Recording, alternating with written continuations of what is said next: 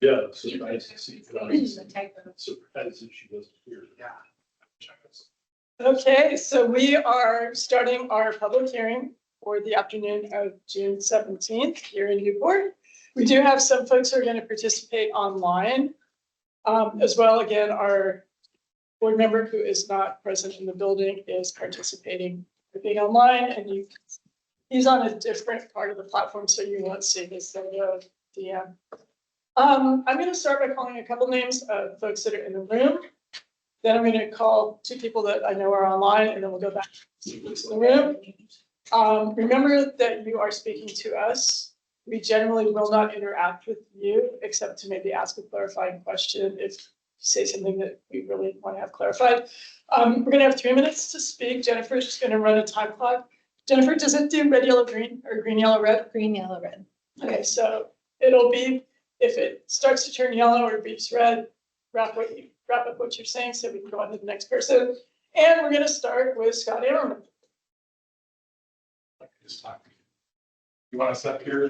That works. So thanks again. Just want to answer a couple questions. I know that in the last portion, Member Wild, you asked about the summer and winter steelhead programs. There are 3 rivers on the Oregon coast that have summer and winter steelhead. The Siletz predominantly only gets fished for winter steelhead by boats, and the bank fishing is all for the summer steelhead because of water restrictions. If we happen to get a wet spring or a high water spring, you will see that. I will say one of the previous meetings, I brought you all the timestamps of the meetings where you guys asked for compromises. And so that's why we brought you a couple, community-driven compromises, because we heard what you were asking for, trying to find some kind of middle ground approach. During the last presentation, you heard about 3 dead bodies in the river, and there's actually been 4 recently. And all of those were either bank fishermen or, like this weekend, it was a swimmer, the kid that died.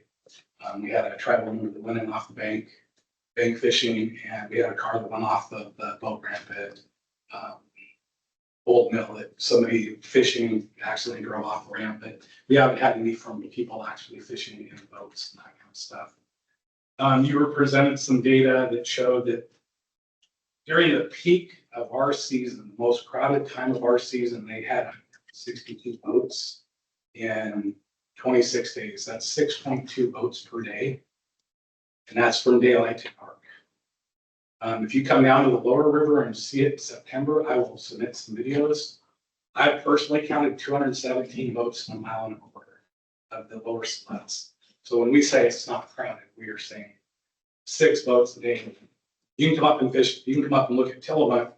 It only has 7 miles of boatable river, and in 7 miles of boatable river, it's not uncommon to have 50 plus boats a day.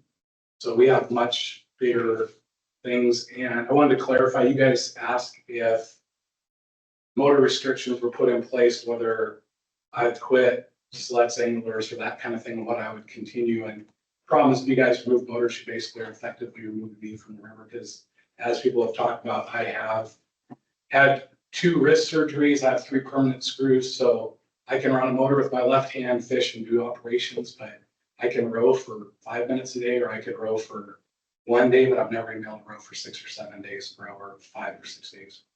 So when I said I would probably quit doing that, it's because I do so much other advocacy work all over the state. Different groups I do, I'd probably focus on those areas. Just wanted to clarify those things. So thank you. Thank you. Okay, so next up we'll have Mike Kelly, and then on deck we'll have Jay Ellis. Thanks again, guys, for your time. Again, I would just like to refer back to the last presentation that we had. State law requires that life jackets be readily available in a boat, not necessarily worn. So it feels a little odd to say that guides not having their life jackets worn on their clients is being unsafe, let alone making it unsafe for other non-motorized boaters on the river. And that just feels a little bit disingenuous and just not really true. That section the river that footage was taken was down just above tide water, and if you're familiar with the river, I mean, you could pretty much float down that section backwards with your eyes closed. There's no real rapids to speak of. It's very flat. That's part of the reason why we like to use motors down there, because there's long stretches of frog water. So it's pretty common for guys to not necessarily have their life jackets on down there, but to have them readily available. But now when we put it up at Moonshine, we fish up in more gradient sections where there are some difficult rapids and safety concerns. I know myself requires my clients to wear inflatables at all times, and I would vouch that I see almost all the guide boats, if not all the boats that do go up there, normally have inflatables with the way the technology is down there. Put them on, we barely know how they feel. So, and then my question to you guys is, where does this end? If we are going to go off of the people not liking motors, then are we just going to take them off the Rogue, the Umpqua, the LC, the Coquille, the Deschutes? I mean, if you go to any watershed, there's going to be people that don't like certain ways that other users use the river. So if we're just going to start banning stuff because people don't like it, it feels like we're opening up a door to this never ending. So to pull the motors off of the Siletz, now does this open up the door? Are we just going to go down and do it to the LC next? Or are we going to go down to these other rivers? I just really encourage you guys to consider that we've come up with two compromises that reduces some of the motor use.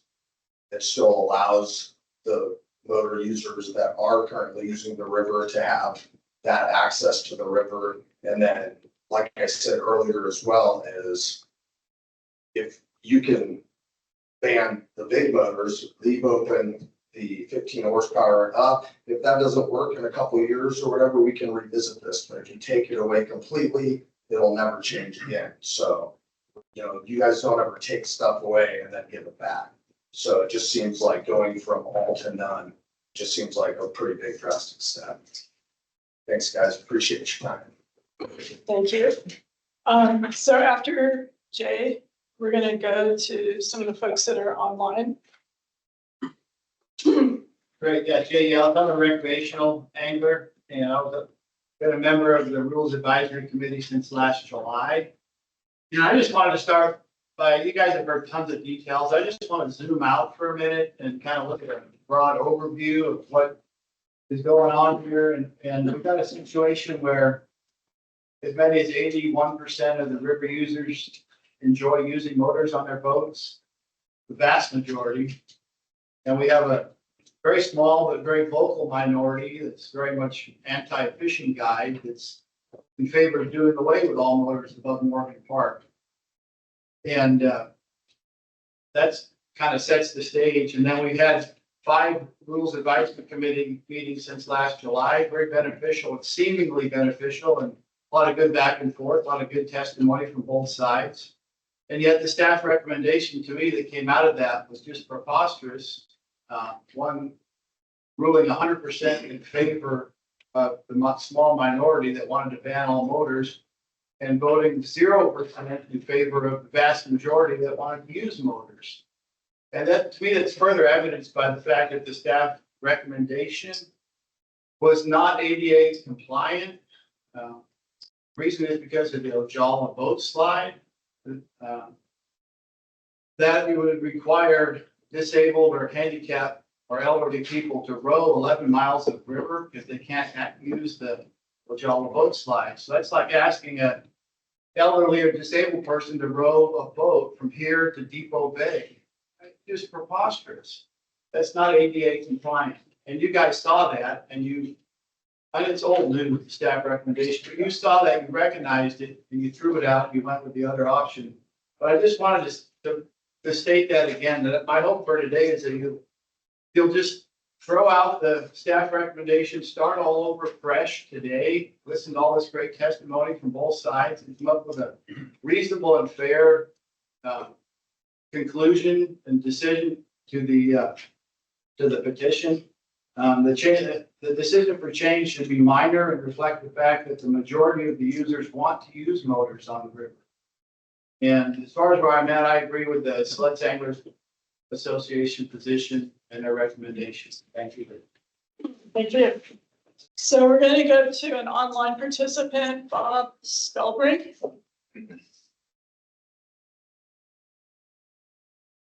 Yeah, good afternoon. Thank you.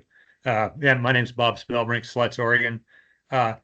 If you change the current motor regulation above Jack Morgan County Park, you will deny river access to that area for handicapped persons. The publicly funded boat access facility just above Ojala Bridge, which is upstream about 7 miles from Jack Morgan Park, is a boat slide with a long, steep stairway for access, and it's inaccessible to handicapped persons. Any change in motor regulation should be upstream of that point, Ojala Bridge. That would be a good compromise that would not exclude any user groups. If the Oregon State Marine Board elects to change motor regulation above Jack Morgan Park, those who will be excluded should look into filing an American with Disabilities Act complaint. The ADA Act prohibits discrimination against individuals with disabilities in all areas of public life.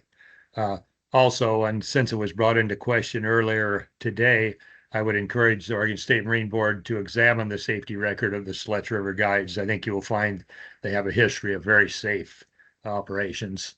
And as far as I guess final comment would be is if it isn't broken, don't fix it. Thank you. Thank you. We're going to go to Angela Sondana, who's online. Yes, good afternoon, and thank you, Marine Board, for holding this workshop. I'm sorry I couldn't be there in person. I am out of town for training this week. So I just wanted to speak to some of the things that we heard today. And I think we can all agree that the boat ramps on the Upper Siletz need improvement. The funding provided by the Marine Board is currently minimal and will likely remain so. And so that should not be a valid argument to maintain motorized use on this river. There are other sources of funding to get those ramps improved, and we would work diligently to make that happen. You've also heard from ODFW that the loss of motors to supply broodstock is something their agency could easily accommodate. Their broodstock tanks float in the river and can be moved to accommodate non-motorized fishermen that would like to contribute to that program. I also want to note that the Siletz tribe has started to collect and spawn our own broodstock. So our reliance on that program is starting to diminish. And so we could easily forego any of the fish caught from motorized users. We also heard from the Siletz Anglers Association, and they maintain that Old Mill is unsuitable as a deadline for a motor ban. Well, I actually agree with that. I think that site is unsuitable. That's why we selected Jack Morgan in part as the most logical ramp to use as a cutoff point from both biological and geomorphological standpoints. It has facilities, it has bathrooms, it is a reasonable place to institute a change in motor use on the river. And I believe that moving to cut off at the Hihi-Ilahi is a bad idea for several reasons. It allows continued gas motor use past public drinking water intakes, which has been an issue. It will increase congestion and traffic problems within the town of Siletz, including for the Siletz tribe. As noted earlier, tribal administrative headquarters are immediately adjacent to Hihi-Ilahi Park. We already have problems with fishers and others using that park in heavy periods of use, parking in our private, tribally owned parking lot because it's right adjacent to the park. So if that is a cutoff point and more people are using it, that problem will exacerbate. And also moving it to Hihi-Ilahi would also exacerbate the noise problem from landowners and citizens of Siletz listening to the boats continue to use that section of the river. And it would also continue to allow motorized use along a half a mile of tribally owned property that our membership expects to be able to access and use for bank fishing.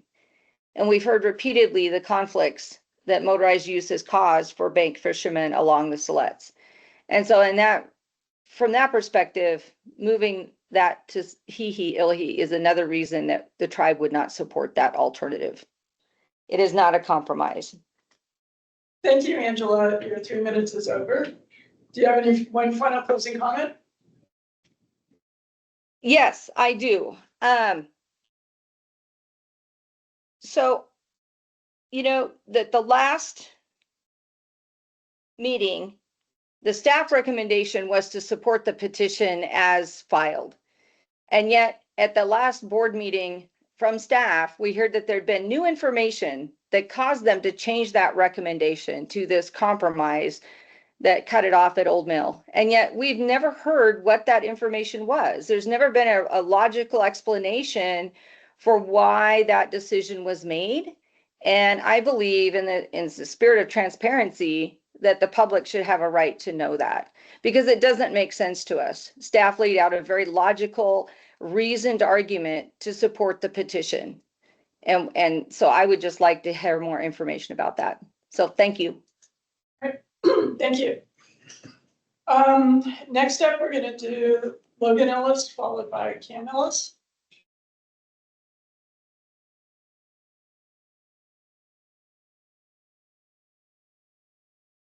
So in the last few meetings, I've heard quite a bit about Siletz being a livelihood.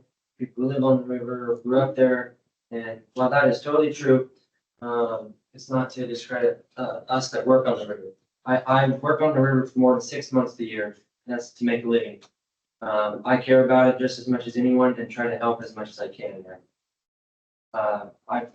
Now between these meetings and the RAC meetings, I've now taken 9 days off from work, missed thousands of income, while a lot of people in this room are getting paid to be here. A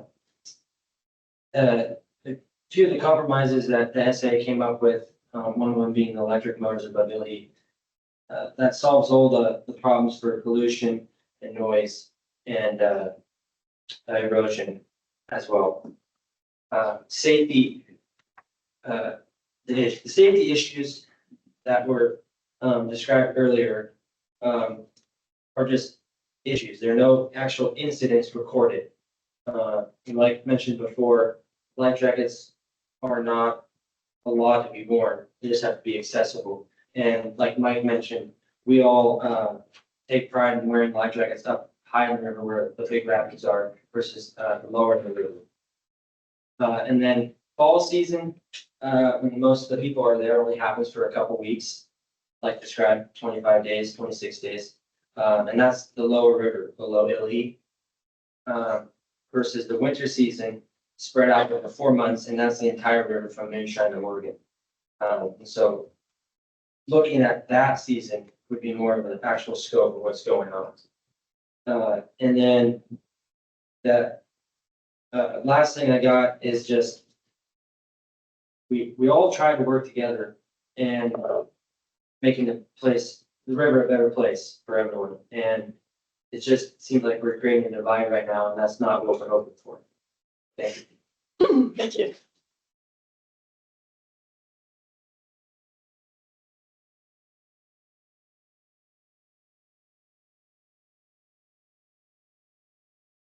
Thank you. My name is Cam Ellis. I'm Logan's dad. And first, I'd just like to thank the board. I've listened in virtually on the last 2 board meetings, and I appreciate the data-driven approach rather than making a quick decision that could have an impact adversely going forward and unexpected consequences. I think this verification of the facts and go-see approach is much needed and appreciated. Logan already mentioned it, but that is its livelihood is fishing, and primary river is the Siletz River, primary source of income. Motor ban would impact his earnings by potentially a third, 2 clients instead of 3. And again, the application of motors is at high river levels, high flows, and this is being utilized. The broodstock program, Logan is a big proponent of that, but last year he contributed 37 fish to the program. That's about half of what the hatchery requires. And I don't know the numbers, but a fish might tell you, what those 37 fish could reproduce under current state, and then also what would be under operable condition, right? To be able to show what that impact would do to the river, and that's really for the benefit of everybody fishing on the river.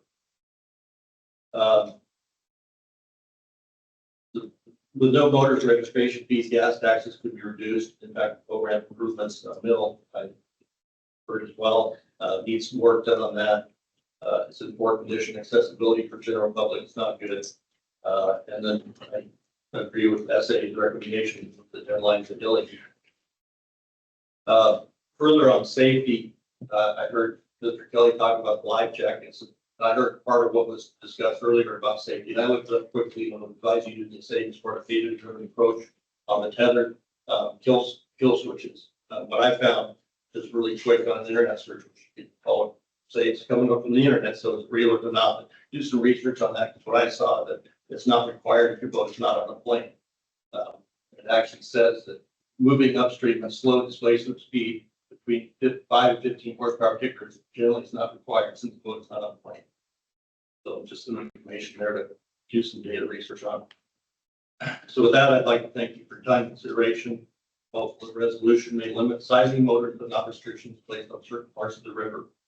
The goal is to be able to create a sustainable and growing fishery for all the people enjoying participating. Thank you. Thank you. We're going to go back to our online participants with Mary Borman.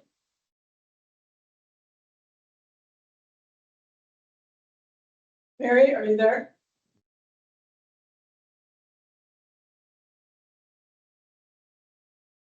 You need to remove yourself off mute, Mary, if you'd like to speak.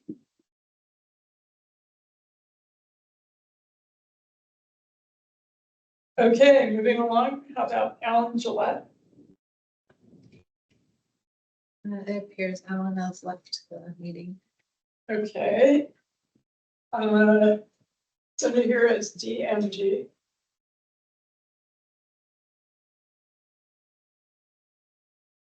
Is that somebody who's in the meeting still, Jennifer? They're still in the meeting, yeah. They're still. Somebody who signed in with the initials DMG.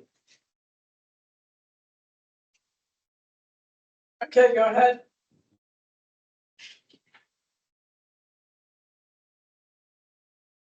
I think that was just someone new joining the meeting. That's what the beat was. So hearing no responses from the first three people I've read, how about Nick Oteshka?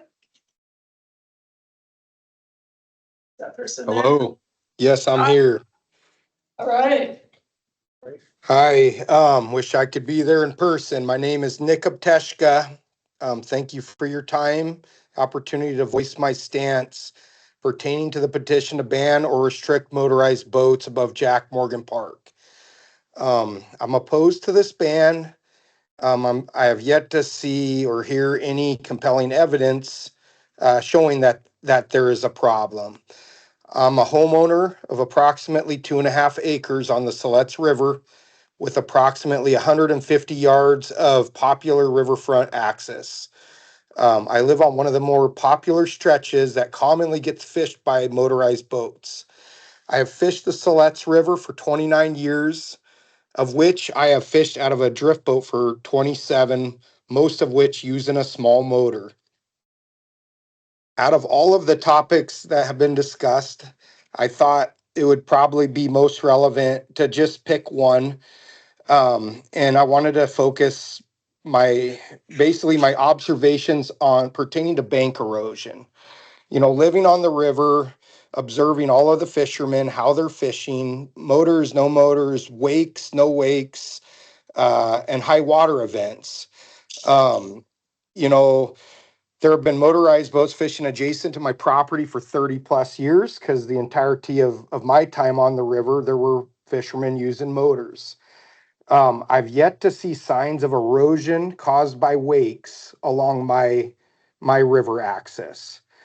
I have seen erosion on my property pertaining to my own access to the river, going down to bank fish on the river, you know, walking on the bank and tearing the bank up that way.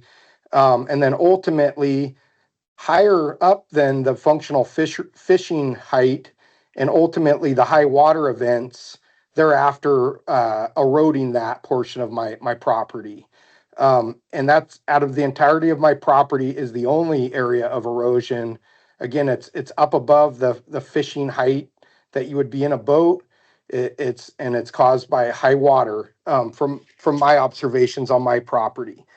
If you go down the Siletz River and you look for erosion, you will find it, but it's common to areas that lack vegetation, lacking trees. There's livestock grazing is common, and thereafter high water events. And if you look closely, you'll see most of it's tearing from up above, not from beneath.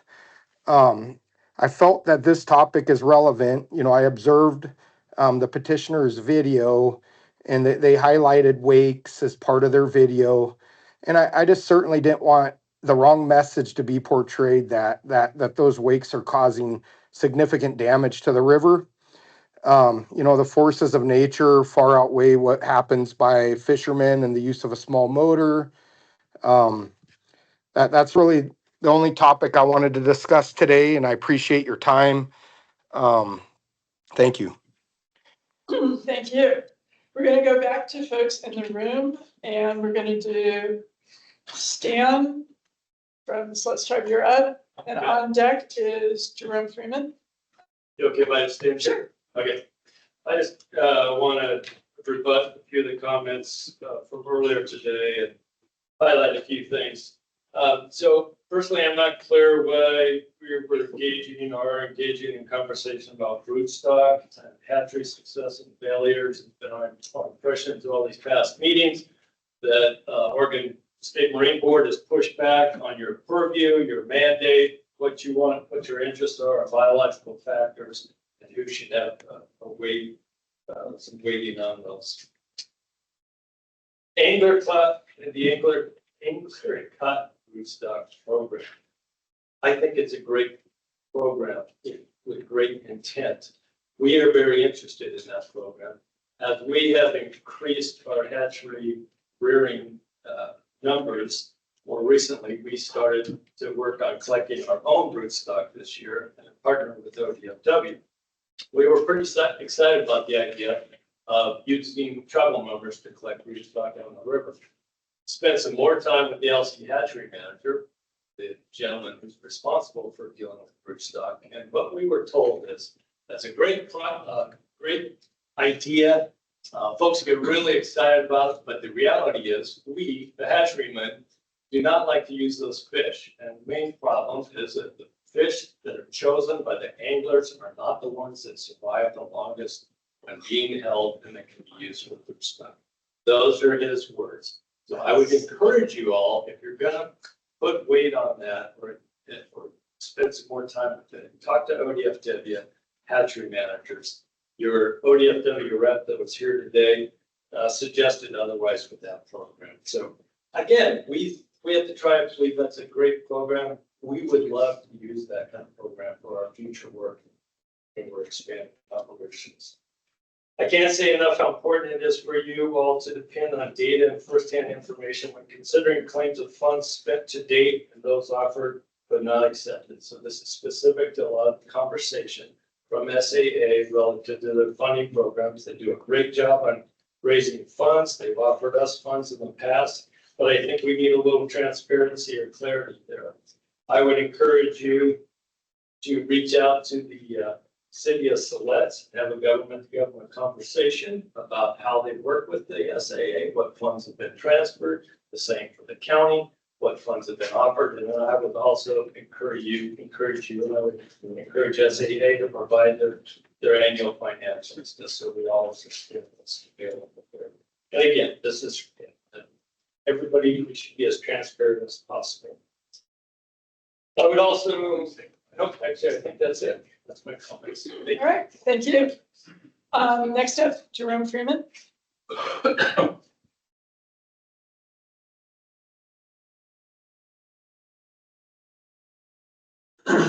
Members of the board and staff, thanks for taking the time today to hear my testimony.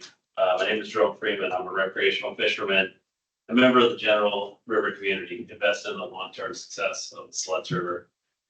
I've attended all the RAC meetings, public testimony throughout this process, in that 8 meetings on my own time and at my loss of income. From the beginning of this petition, you as a board asked for compromise. That was the very beginning. That was the edict that was given. That was the purpose of the RAC meeting, and that's why we're still here today, compromise. As we sit here today, we see clearly the petitioning party has no interest in compromise. As we've concluded through the process, including the RAC meeting, there was no safety concern established until today. But we had the whole RAC process to talk about safety concerns, of which it was clearly stated that nobody in that room had a safety concern. This morning, we heard about the petitioning party asking for, or telling us about life jackets and kill cord usage. Well, I would ask you, how many people in this state on a general given day anywhere are wearing their life jackets? It's just, to say that that's what you're gonna hinge your safety on is not genuine in my opinion. At one point in this, the board, I can't remember who had said it, but they said basically conflict is in the eye of the beholder. And that was a member of the board that said that, as we were talking about conflict. If anything, conflict will become more apparent when anchoring becomes the norm.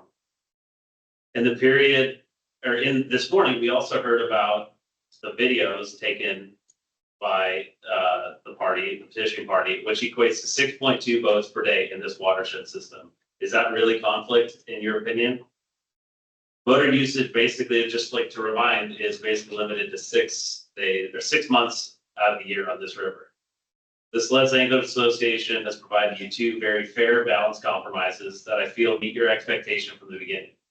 I appreciate Board Member Massett this morning speaking up and recognizing the ability to continue the discussion of where a deadline may be appropriate. I strongly encourage you to recognize the efforts of all of us working towards a compromise through this process and make a change to the proposed rule, making this a more equitable solution to all involved. Thank you. Thank you. Is Mary Gorman online and interested in speaking? I see your name. Can you take yourself off mute?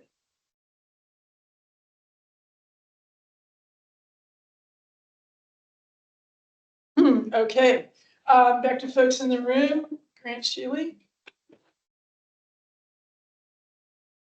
And on deck is Corey Hibbert. Thank you, board, for having us. On this late in the game, a lot of this has been covered already. I was going to start with the stats of the 6 boats a day. That is prime time October. He was correct to have the cameras up there. That's the right time to do it. That has been my favorite fishery for 30 years. But I find it disingenuous to say it's congested. If it was actually congested, his film would catch multiple boats in the frame. I think they would show us that. I don't think they did. So I'm assuming they never found it that way. It's about a 12-mile float from town, Ogden Town down to Jack Morgan. The average, I bet I run into 12 boats over a 12-mile section. That's not crowded, just not. If it becomes crowded, we need to do something about it. It's just not crowded. You guys are in a really big bind here. You're hearing 2 sides that are totally separate. How do you choose which side to go with a pick? I really desperately wish you guys would find a prime time in October and float the river, float it in a canoe. I don't care. Just go out there and we're all out there and see what it's actually like. I think you would find it very powerful, give you tons of confidence in the decision you're gonna make. I know we're trying to get this push in before the fall season starts.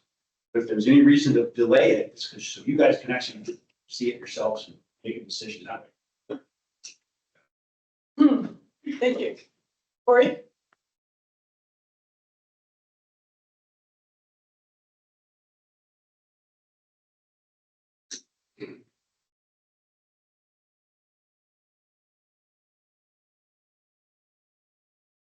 Hello, my name is Corey Hibbert. I'm just a private guy that fishes the river since probably off and on since '85. And I've come to your meetings, I've watched the videos online, I've read the reports of the meeting. And kind of pisses me off a little bit because I keep hearing the tribe and some locals keep throwing out supposed facts. Like motors hurt the fish. Okay, where's the ODFW report? I haven't seen any of that. I haven't heard any of it. The tribe doesn't offer that up. If it's true, there should be reports from ODFW. They talk about motors being unsafe on drip boats. I seen one deal where they said that drip boats were designed to have motors. Okay, where's the documentation from Willie, the Clacker craft? Haven't seen any of that. That's just more of the stuff. Motors cause fights. Okay, where's the reports from the sheriff's department about these fights that they had to come and respond to? Haven't seen any of it. Motors pollute the river. Okay, and they cause weights for erosion. So where's the EPA reports that this is happening? Tribe hasn't supplied any of that. None. These accusations are bullshit. That is being used from one side to push their agenda, an agenda that they won't really tell us what it is. They come up with this thing with all these other things that they have no proof on to push what they want. You know, maybe I could throw out a few accusations myself and a few facts, like above Morgan Park, about the guy that runs a bulldozer every summer and pushes down a road into the river. That doesn't cause any trouble. There's probably a little erosion from that. How about the guys that above Morgan that run their cattle into the river? Eroding the bank, tearing the bank up, shitting in the river, causing all kinds of problems. They don't seem to be worried about that. Or maybe they don't want anybody down there in boats because in low flows they go down and snag fish. And I know some of that goes on down there too. Probably no one from the tribe, who knows? I guess the tribe has zero issues with any of this stuff because I sure haven't heard a word from them on any of those things. If people think drip boats with an 8-horse motor is a problem, they're very delusional. That is not the problem. The real issue here is the tribe and some locals dislike guides. They don't want them on the river. They think getting rid of motors will get rid of them, when in actuality, the guides are the biggest steward we have on the river. I guess I'm done. So basically, I just asked the board to follow the real data and the real truth and make a real decision for the majority of the people that support this. Thank you. Thank you. Next up, we have Byron Orst, followed by Marie Orst.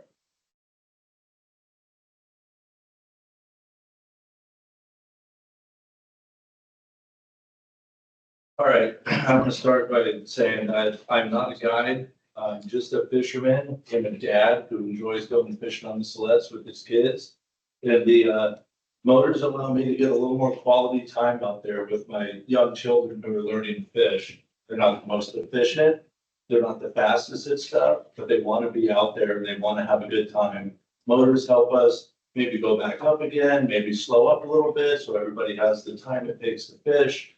You know, not everyone is an expert out there. Trying to take little kids out, you know, they need all the help they can get. And that motor helps me get them engaged in this so they can still do this.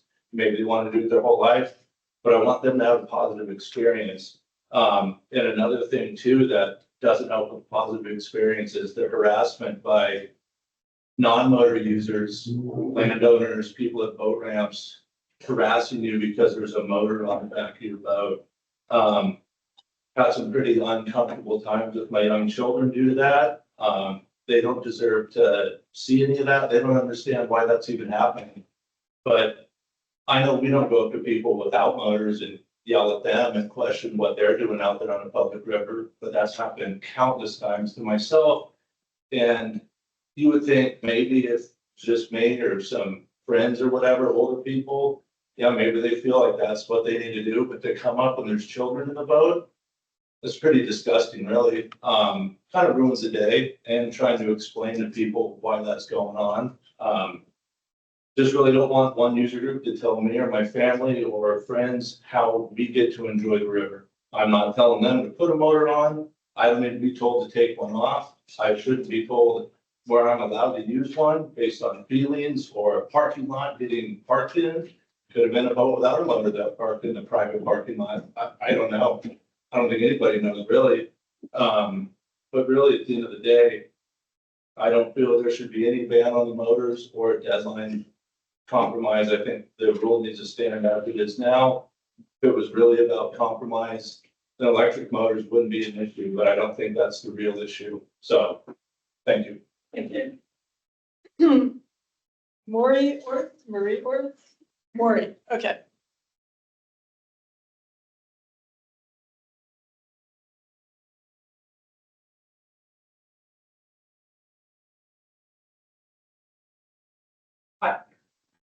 Well, as that was my son that just was here, and I started him there, but he's starting his family there.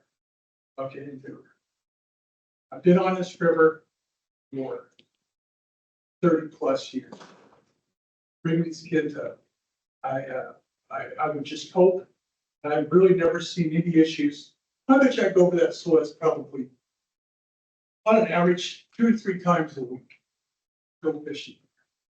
I don't have a lot of, I haven't had any run-ins with anybody. I feel everybody's through the years been more than adequate. Not to say that there hasn't been times where people have done things, which is natural. So I don't think, look at the facts on both sides, and weigh that out. I think you should, we've gone over this years ago, again. And it proved to be nothing until it got, I guess, your statute of limitation ran out on it or something like that, so they could buy or redo this over again, but nothing's changed over there. I just don't see it. I'm for keeping the motors on that river. I have problems now that I can't row. So from a physical standpoint, I need it. And I don't want to be shut down because I have to be rowing. There's really no reason for it. So that's all I got. Thank you. We're gonna go to our online folks and Chris Gilbert. There, Yes, I'm here. Can you hear me? yeah, go ahead. Thank you for letting me speak. I'm going to piggyback on a lot of the things I've heard from other testimony. I fish multiple rivers, Siletz being one. And I would say from an observational standpoint, without a doubt, there are more fish, especially in the fall, Chinook and Coho, on the Siletz than other rivers I fish. And that's why people choose to fish it for obvious reasons. And many of the other rivers I fish do not allow motors. And it doesn't appear, just from observation, that that is helping the Nesteca, for instance, in the fall. You can't use the motor after November 1st when a lot of us are using motors up the Siletz. They're spawning effectively on the Siletz. So I don't think that argument has any validity. And if it did, I would love to see some type of study that showed that, because it doesn't appear it just from observation. For me specifically, excuse me, I take my my father and my father-in-law fishing on the Siletz on a regular basis. My father's 92, my father-in-law is 80, and the use of motors allows us to be efficient. It's just that simple. If I have to row and anchor and do all those things, it makes it so the experience as a whole is less enjoyable, especially for people that need a lot of help, because the motor allows me to help them. And I choose the Siletz for that reason. And at that time of year, especially in the fall. And so I just want that point out, that I feel like if motors are taken away, it's going to decrease the opportunity for some people in our population that really need that opportunity, that don't have it otherwise. And finally, as far as conflicts go, without a doubt, there's no question in my mind, fishing multiple rivers, there are conflicts surrounding anchoring in holes, 50-1 over motors. Anchoring in holes, blocking other people's ability to fish is a huge issue on other rivers. People are racing, they're floating down in the dark, taking up space.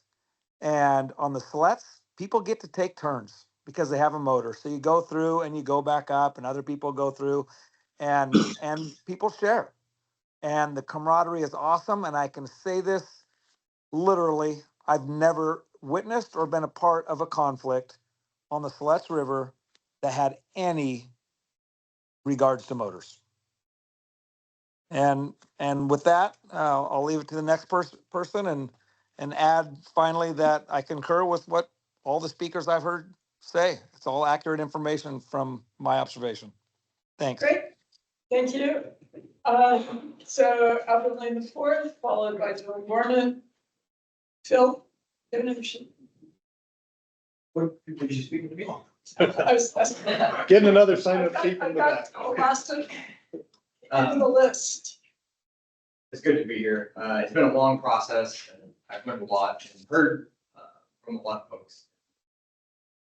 I just want to touch on some points that I've heard. I think if you depend entirely on using a motor, it's probably not wise to be on the river because motors fail. I've been on a motor that failed in the bay and had a situation there. So I think it's incumbent on us to be able to, some boats go down the Siletz without oars. They're just going for it, hoping, you know, things don't happen and everything works the way they do. We know that isn't always the case. So, and there are stretches of the river that are not navigable. I think up the Gorge, it's all bank fishing. They're above the ladder we've talked a lot about. It's prohibited. And I don't think it's being portrayed as it's just all or nothing. That if motors go on this section of the river, that's just it. You know, just there's no more fishing to be had. And that's just not true. 26 miles of river, Siletz River below Jack Morgan exists that people will be able to boat and motor on to their heart's content. And it's also being painted up, at least I've heard it painted today, that the Siletz tribe, let's just call it who it is, we are the petitioner, are taking aim at guides, and that's simply not the case. Nothing in the petition says anything about guides. And there are lots of guides who don't use motors, and that is awesome. And I do feel like folks are pressured to use motors to keep up with people. I'm glad that I've heard folks be honest about conflict on the motor side. We just heard a gentleman talk about people, you know, exchanges that happen. These things happen. People are passionate about it. It is not all lovey-dovey. I would also just encourage folks. I know I feel like this is bled into hatchery programs and what we do for this entity and what we do for, you know, I don't want to get into measuring who's done more for the system, but I would put our efforts up with anyone. You've heard maybe not success on the Nestucca with where there are motor bans. I would point towards the riparian work that we've done on the Siletz River from the estuary all the way up to the tributaries. Also, it's a bit curious to me that other groups weren't invited. There are passionate groups on the Siletz River that deal with pollution and the pumping of the Siletz River to other communities. And it's odd that they're not here, that it would be an anglers association pitted against the tribe. And I say it's odd because when we were restored, those were some of our biggest critics. The fear of what Siletz tribal members being on the waterway would what that would come to. And that resulted in a consent decree where we were pushed off the main Siletz River to tributaries for 40 some odd years until 2023, when that was overturned. And only 2 of those existed in the whole country. 573 federally recognized tribes, but only 2 existed, and they were in Western Oregon.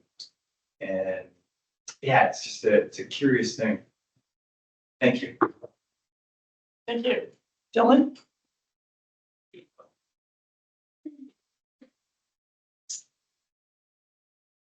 All right, thank you all for the opportunity to speak again here, and I just got a couple points. I'm gonna just sit down for this. It's starting to get tired at the end of the day. Couple things here, and I just want to point out and remind the board what we, staff at CTSI, have been consistently reminded by OSME staff. Your statutory authority lies in conflict, safety, and congestion, not biological issues. Those can only come from ODF, right? And there was a lot of talk on biological issues today, but I'm hoping that we can really dive into or dig into those safety, conflict, congestions. Our study used nationally recognized metrics for safety. PFD wear rate, kill cord wear rate. That is what the Coast Guard, National Boating Safety Organizations use to give a metric to safety on the water. There is no denying that. And what we're already hearing in public testimony is excuses, right? Oh, well, this section of the river is safe. We don't need to wear them, we can have them readily available. I submit to you, if that's the line of thinking that the Marine Board agrees with, then let's put that in writing. Let's put that out there on the boat. Let's say, hey, this area, we don't really need to wear them, we can have them available. That's good enough. And let's get back to the data. Saying, oh, well, we wear them upriver. Show us the data. I would love to be proven wrong, but show it to me.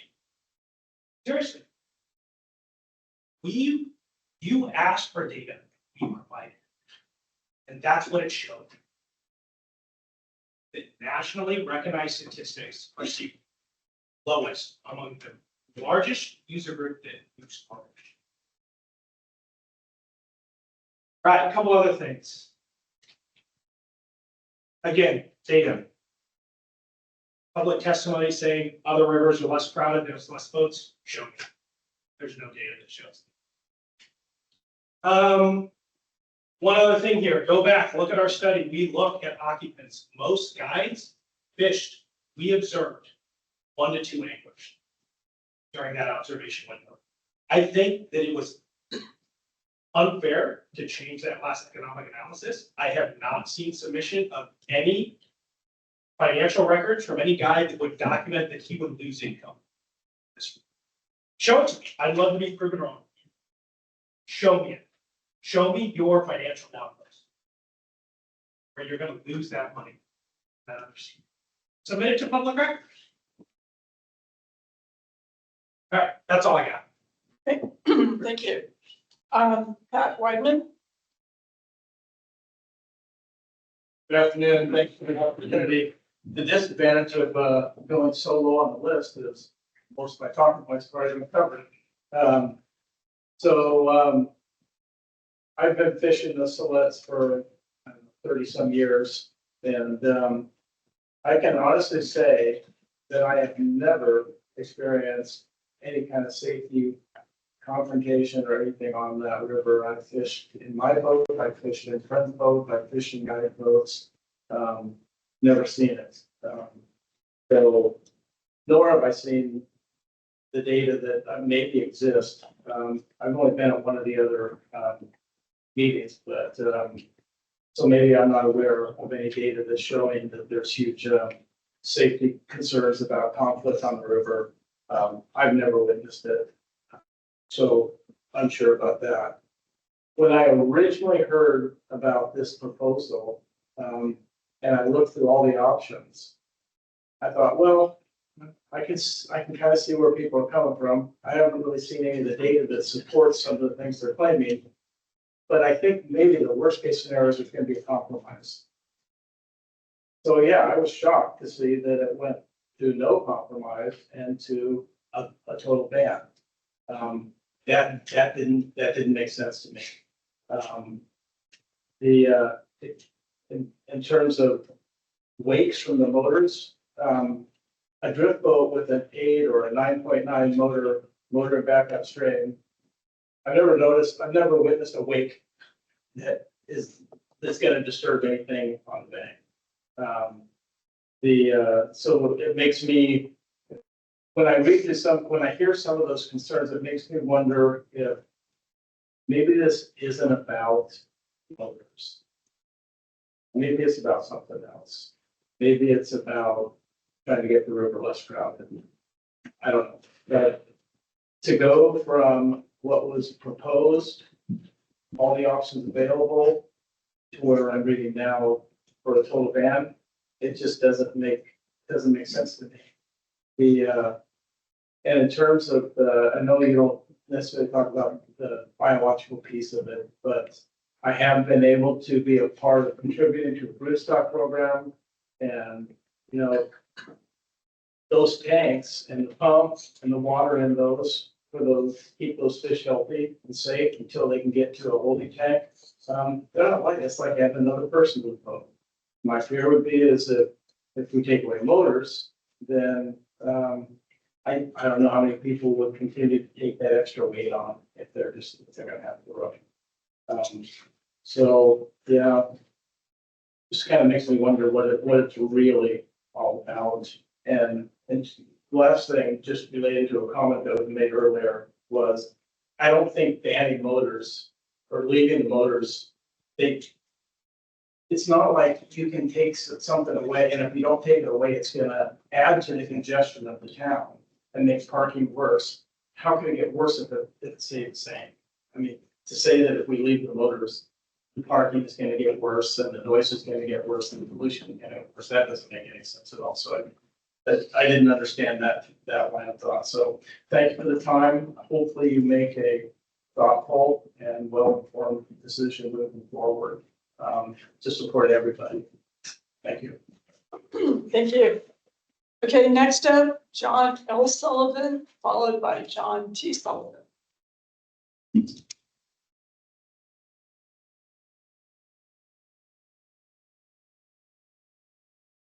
you for your time, guys. I'm gonna rehash, unfortunately, like the gentleman said, before we get low on the list, probably good ideas have already been used. So, one of the things that, I thought we came today though was to address the proposed rule. The proposed rule was to move the no motor line to the old mill pond. And that's what we were addressing today. And so with the earlier participants, the presentations, I took some notes down, and I kind of pulled three concerns away, and I think it was mentioned by a previous speaker. That the old mill site wasn't adequate, essentially not adequate for accessing boats with motors and using that location as an access point. Don't disagree. I'm a homeowner on the river, fished it for 40 years, and that is not the best put in day outside of my river by far. The second one was that their reduced grant funds would be available from the motorized pool, grant pool. And that would be a concern because the funding used for supporting the boat ramps that are in the non-motorized area. And then the last would be an ability to support the broodstock program, but that's talk about that.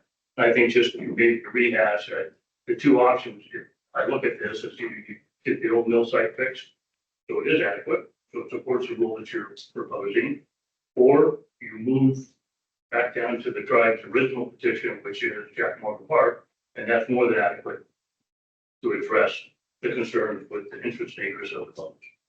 That solves that problem. Reduced grant funds.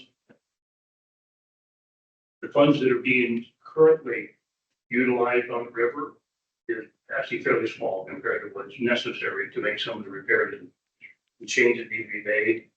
There have been several speakers came up with there are alternate methods of securing funding to get the issues addressed on the ramps. I don't think that's a big issue. I think it's more of a net thing. An inability to support the rootstock program. The rootstock program has been on for many, many years. It was supported before there were motors used. I contributed to the rootstock program. Friends of mine contributed to it, and we don't have motors on our boat. It's a little more difficult, absolutely. Is it impossible? No. It's in all of our best interest to support that. Heard some new information today that maybe that whole program isn't as efficient as we thought it was, but until we're told otherwise, we'll continue to support it. And then I think that it was also maybe a little bit concerning after reviewing all the minutes of meetings and attending several meetings. The original petition was made, there was a recommendation by your staff after a year of meetings, and that recommendation wasn't adopted by the board, which was confusing, I think, to almost all of us. There was a recommendation by your staff, you charged them with that responsibility. If you don't adopt the recommendation, then I think you owe it to the participants in all those meetings, or committee meetings, to explain why the staff recommendation wasn't adopted. Thank you. So thanks for your time. John T. Sullivan?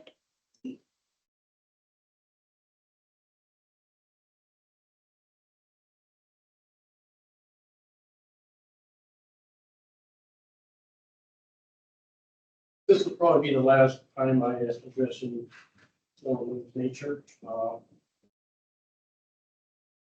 I fished the Siletz River for approximately 50 years. I lived on the long stream. And all that time, I fished from top to the bottom. I have never fished with a motor on my boat. It is not necessary to have a motor to fish. It's nice. It takes a lot of worry away. It allows you to carry a much bigger load, such as the guide, which sometimes I have personally saw up to 5 people on the boat. So they can't tell me it doesn't happen. I live there and I can look out my window and watch it 365 days a year. So is the motor necessary to catch fish? Absolutely not. Now, we've talked about the problems that motors cause. They're all arguable. I agree with some of them I don't. Some of them, if I haven't personally observed it, then I don't want to talk about it. But because I do live directly on the river, I can almost fish on it. So I have a daily look at this. And I do see arguments going on the river. And I do see the boats with the motors taking advantage of all the better fishing spots. They go through a good fishing spot and they get a hit. Motor backed up, go through the fishing, and this continues until some guy comes down rowing and he's got to go over against the other bank and slide around because that spot's been used sometimes several times. Also, I have observed a motor being ripped off the boat coming down through the rapids in front of my place, hit a rock, and the entire motor goes off the boat into the river. Not too good for the drinking water.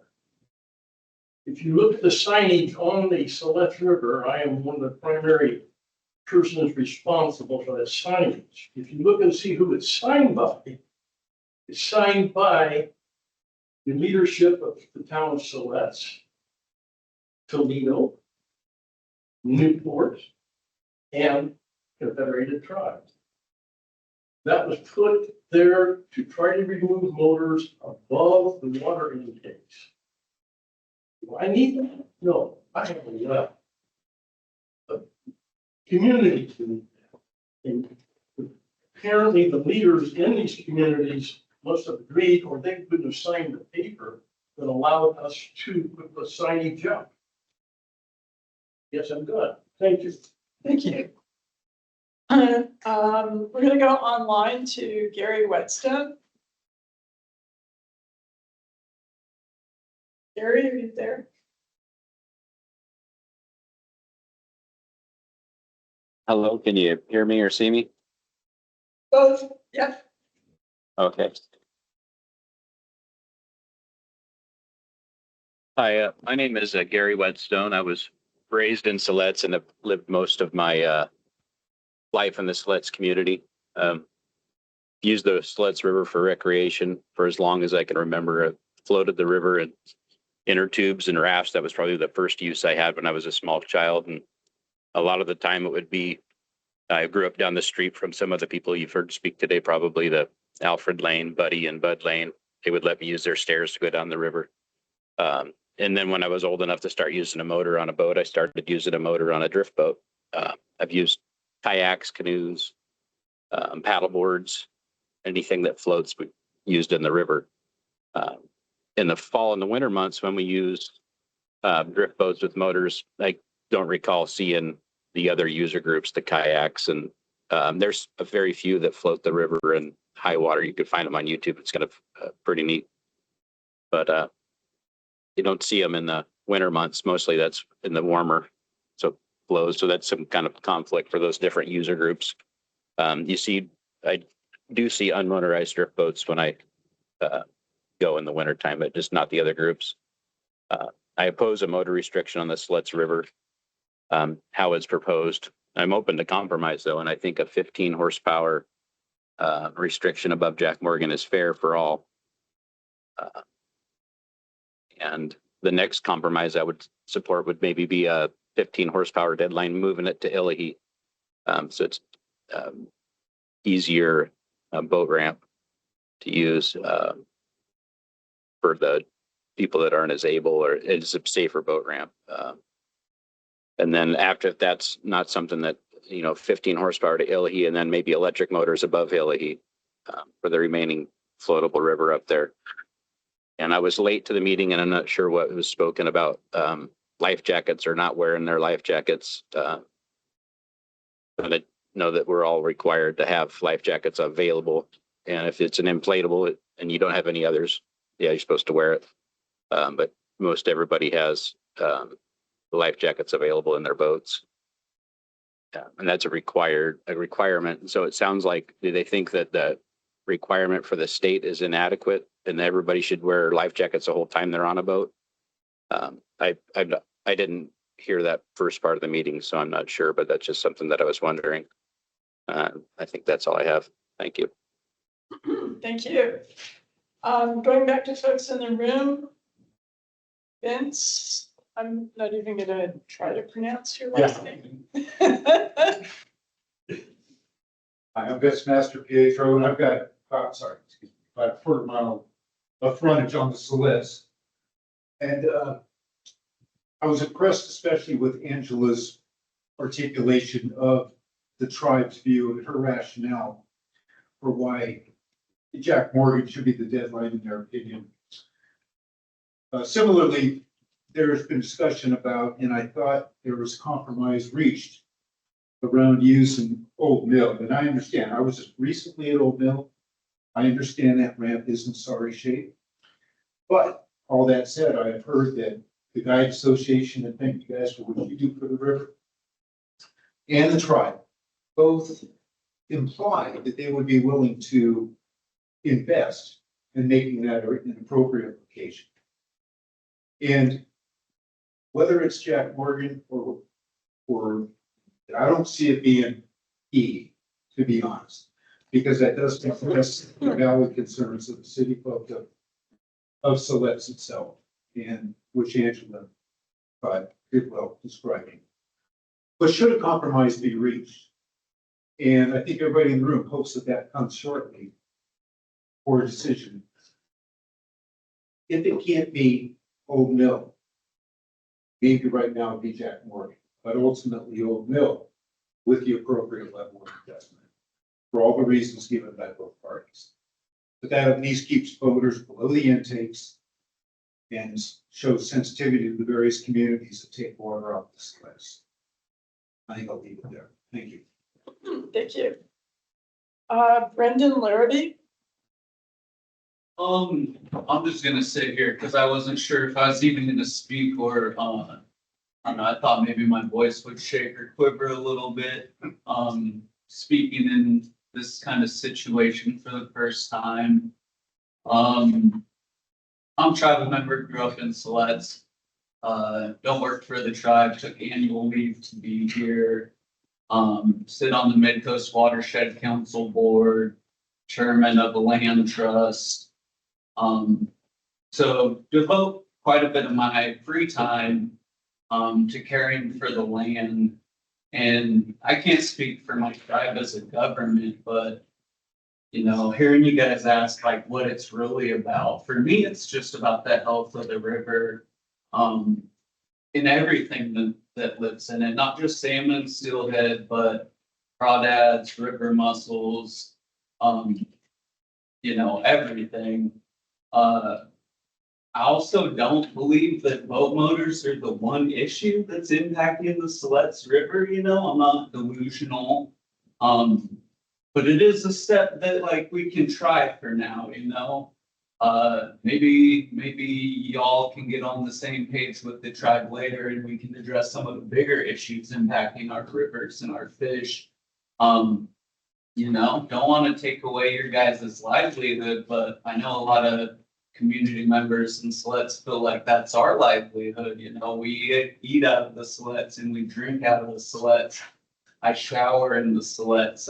I water my garden and grow my food with water out of there. So water safety is an issue for me. And, you know, I might not agree with other cities pulling water out or GP either, but like we should try and take care of the water that we have. What else did I want to touch on? I didn't appreciate this guy saying that Indians are fucking snagging fish. That felt kind of like the low blow, you know, people are people. People snag, not just Indians. So that was uncool. Want to put that on record. Appreciate people coming here and like sharing and caring. People caring about the land that supports all of us is important. So having these discussions is important. Yeah, I think that's all I got. Great, thank you for coming out today. Next up. Siobhan Garrett. Hi, I'm Siobhan Garrett.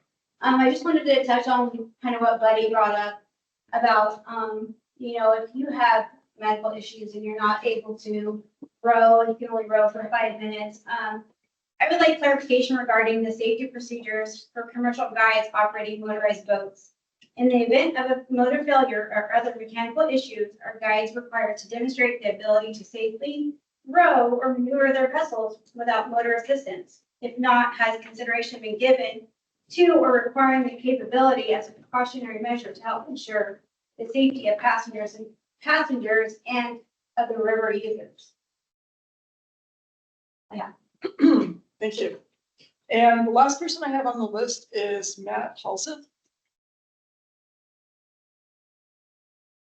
Thanks for having me, guys. I'm a little bit late because I've been busy all day. I am in full support of keeping it the way it is. I just want to say that up front. It sounds like there's a lot of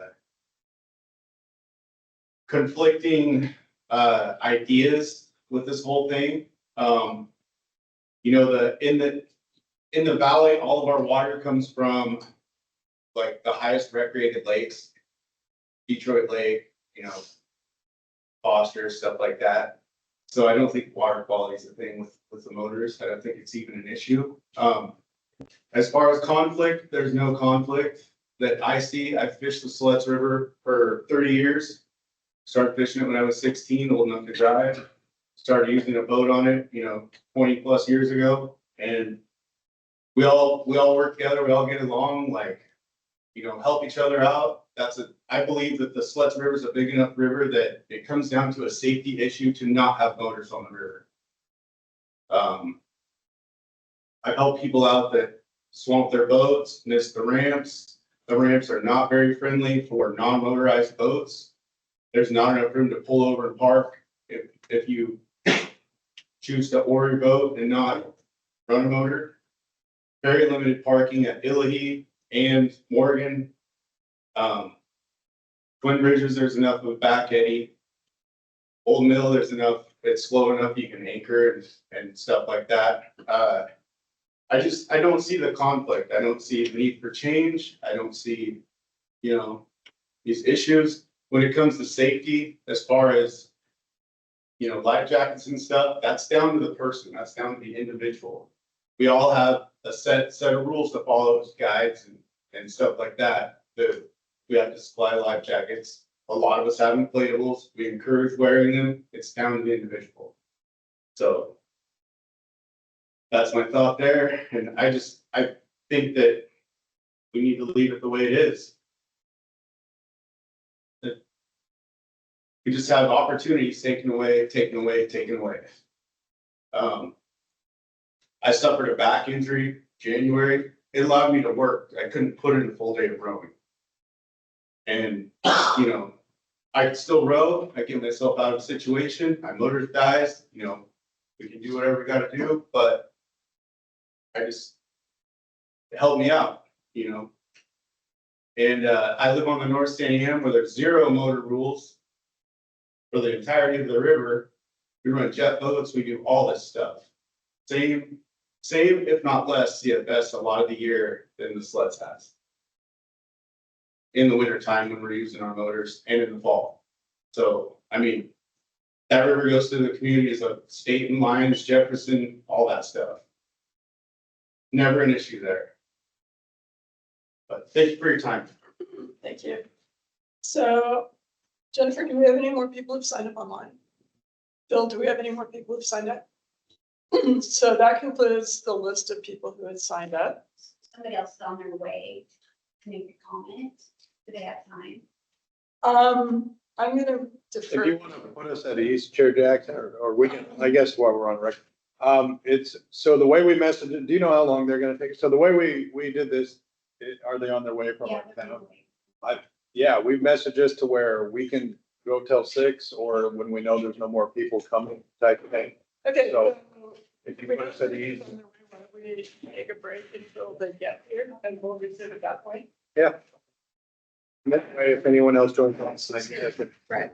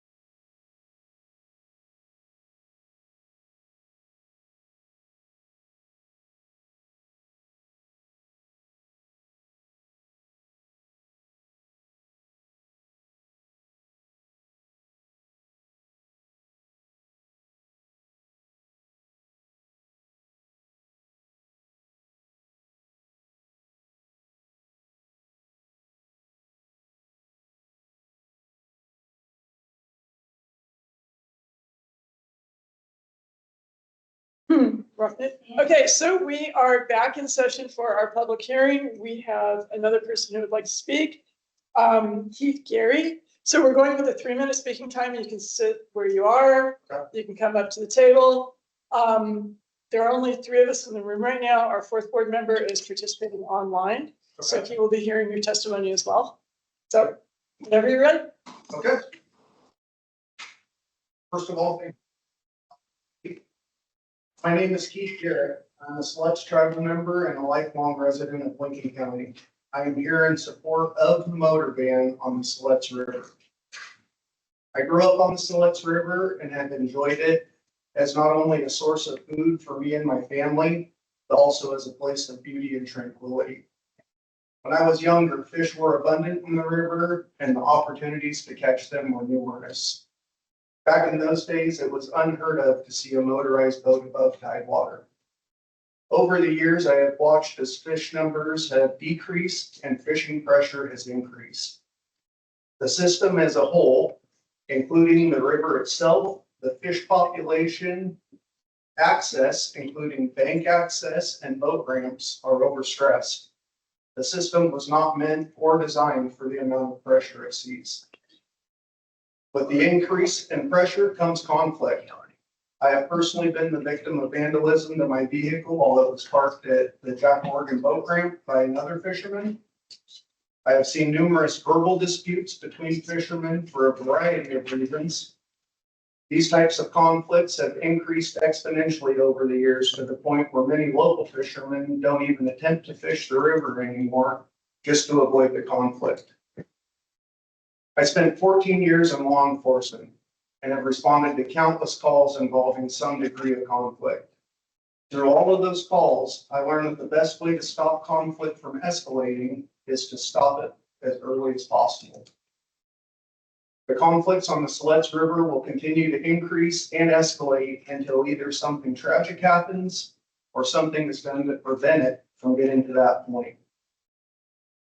The Marine Board has an opportunity with this decision to not only prevent conflict, but also assist in making this river system healthy again and a place that is enjoyable for everyone.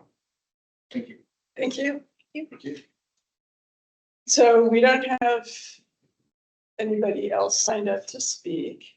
Online's clear. Online's clear also, Chair Jackson. It's clear. So shall we adjourn?